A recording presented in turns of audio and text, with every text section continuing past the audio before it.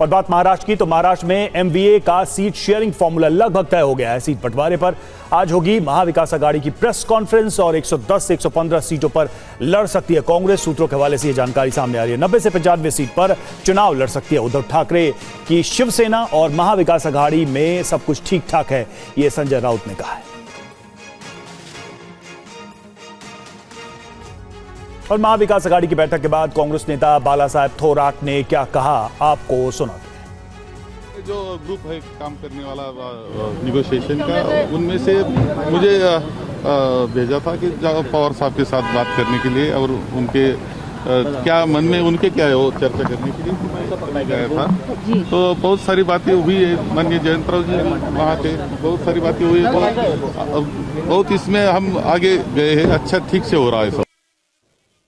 और महाविकास आघाड़ी में सीट बंटवारा जी हां फाइनल हो गया है फॉर्मूला, लेकिन कई सारी बातें, आशंकाएं अभी भी व्यक्त की जा रही है। देखिए, अगर इस गणित को समझे तो कुल सीटें 288 हैं। कांग्रेस 110 से 115 सीटों पर लड़ सकती है, उद्धव गुट को 90 से 95 और एनसीपी शरद पवार गुट को 75 से 80 सीटें चुनाव लड़ने के लिए मिल सकती हैं इस सेटलमेंट के तहत। तो यह है फॉर्मूला महाविकास आघाड़ी के सीट बंटवारे का।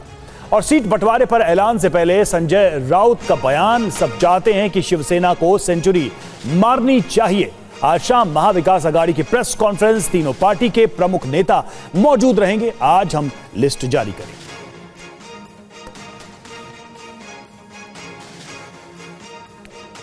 और जिस तरीके से एक सेटलमेंट तक पहुंचा महाविकास आघाड़ी में तमाम नेता पहुंचे हैं, ये अपने आप में एक दिलचस्प इक्वेशन दिखाता है।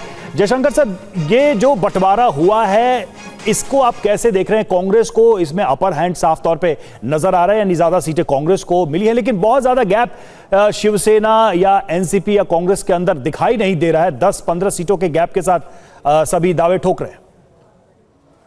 नहीं, इसमें कोई बहुत ये नहीं है, क्योंकि लोकसभा के चुनाव में भी जो सीटें मिली थी, कांग्रेस को ज्यादा सीटें मिली थी, कांग्रेस ने ज्यादा विधानसभा क्षेत्रों में लीड भी बनाई थी। तो मेरे ख्याल से शायद उसको ध्यान में रखते हुए कांग्रेस को कुछ ज्यादा सीटें दे रहे होंगे लोग। लेकिन सबसे अहम सवाल अभी ये होगा यहाँ पर कि यहाँ एमवीए ही लड़ेगा या इंडिया अलायंस लड़ेगा, क्योंकि समाजवादी पार्टी है, समाजवादी पार्टी के भी 2 विधायक वहां पर हैं और उन्होंने 12 सीटें मांगी है, लेकिन 5-7 सीटों पे मेरे ख्याल से वो लोग एग्री कर सकते हैं।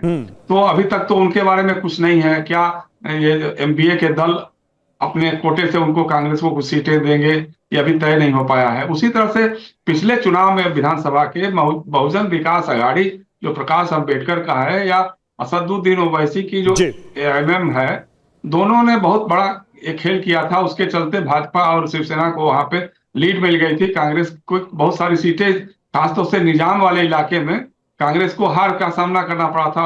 मराठवाड़ा जो औरंगाबाद के आसपास जो तेलंगाना से लगे हुए इलाके हैं। तो अब सवाल है कि इन लोगों को ये लोग एकोमोडेट करेंगे कि नहीं करेंगे। उसके अलावा फिर कई किसान संगठन है, शेतकारी कामगार पक्ष है, ये सारे लोग भी रहते हैं, मतलब एक तरह से भाजपा या एनडीए के विरुद्ध में ही रहते हैं। लेकिन उनको ये इंडिया अलायंस का हिस्सा बनाया जाएगा कि नहीं बनाया जाएगा, बिल्कुल, यानी इंडिया अलायंस के चुनाव में उतरने को लेकर ये सारे सवाल जरूर हैं। पार्टियों का अपना अपना रुख तो है ही। लेकिन रामकृपाल सर, अब बात ये आती है कि उद्धव ठाकरे के लिए ये एक तरीके से देखिए कि जब पार्टी टूटी और 2 धड़े हुए सीधे तौर पर, उसके बाद से ये दूसरा बड़ा चुनाव है। तो यूबीटी के लिए ये जो चुनाव है ये कितने अहम है? इसमें जीत हासिल करना, अपने आप को स्थापित करना, अपने आप को असली वारिस दिखाना, और दूसरा ये कि 100 सीटों की डिमांड उद्धव ठाकरे के गुट की तरफ से की जा रही है। देखिए, जैसा कि अभी तक जो सामने आ रहा है, मुझे लगता है कि बिल्कुल कांग्रेस का हक बनता है। और देखिए, लोकसभा चुनाव में सबसे अच्छा स्ट्राइक रेट एनसीपी का था, उसके बाद कांग्रेस का था और तीसरे नंबर पर शिवसेना का था। आप किसी भी दृष्टिकोण से देख लें चुनाव की, कांग्रेस पार्टी महाराष्ट्र में बहुत जमाने तक विधानसभा में, वहां उसकी कांग्रेस में, ये महाराष्ट्र में उसकी सरकार रही है। और अब उद्धव ठाकरे ग्रुप अगर ये सोचता है कि कांग्रेस से ज्यादा सीटों पर वो लड़ें विधानसभा में, और तो मुझे लगता है कि ये कुछ ज्यादा ही, एक तरह से मैं ब्लैकमेलिंग तो नहीं कहूंगा, लेकिन ये अनावश्यक दबाव वाली राजनीति थी। अब जैसे संजय राउत का कहना है कि हमको सेंचुरी मारना चाहिए, यानी 100 सीटें जीतेंगे, तो भैया 100 सीटें पहले लड़ने को तो मिले, तब तो जीतेंगे 100 सीटों पर। देखिए, ये जो दबाव की राजनीति है, मुझे लगता है अल्टीमेटली न शरद पवार उसमें आए, न कांग्रेस उसमें आ पाई है। और अल्टीमेटली उद्धव जी के सामने एक मुश्किल है कि जो सोच करके वो पाला बदले थे, आज की तारीख में क्या होगा।